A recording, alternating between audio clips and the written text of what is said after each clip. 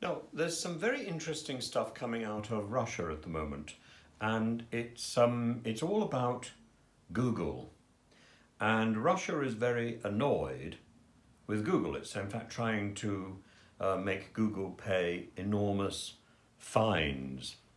And it falls into two parts. On the one hand, it's annoyed that Google is blocking certain Russian sites. The major site is a site belonging to Tsargrad TV, which is a Russian Orthodox television company. Now that doesn't sound, well, it sounds fairly innocuous, doesn't it?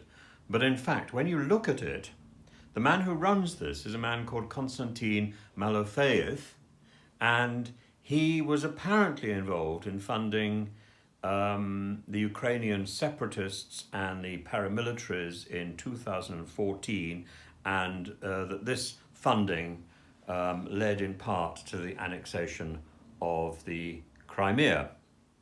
So that is why it seems that Google has stopped those sites connected to Tsargrad TV. As far as the Russian government is concerned, this is an illegal activity, and it's demanding that these sites are reopened.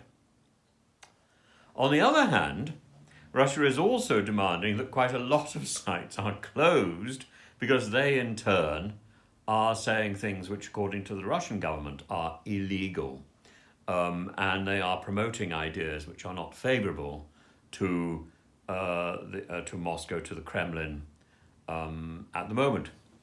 So the plan overall, the Russian plan, as far as I can see it, is to submerge Google with so many fines that it pushes this American tech giant out of business in Russia. Now, that's one side of the story. The other side of the story is that at the moment, and this is a story I wanted to run a little while ago, but in fact I was unable to do so for various reasons, which is probably why I'm still wearing pajamas, so apologies if that's offensive. But the Russian government has been putting forward a series of laws, and one of them is that university professors now are under an obligation to submit all their lectures in advance to a central authority to be approved before they are delivered. So in my case, this would have been an impossibility. So I am rather grateful that what I took as a sort of short sabbatical has turned into a rather lengthier experience. I can remember many an occasion getting off a plane and being bundled into one of those big black cars and being told, "Oh, it's very exciting, you're doing a lecture on the death of the British novel," and I'd say, "Oh, how exciting indeed! Yes, when is that? Is that on Friday or next week?" "No, it's today at 12 o'clock." And I think, "Oh my goodness, I've got 2 hours to write this lecture." Well, that clearly would be impossible under the present rules, and in fact, I think much of my academic career in Russia would be impossible under the present rules. So I am quite pleased not to be there at this particular moment.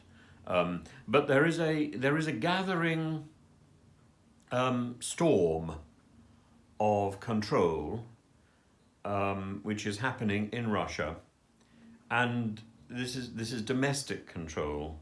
This is irrespective of the various pressures which are being put on Russia by the West and by other powers. This is the control of the Kremlin on people's day-to-day life, and it is really quite disturbing.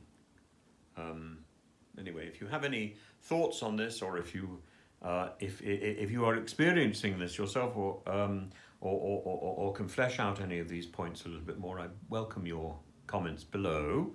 And meanwhile, do follow my site and ring the bell.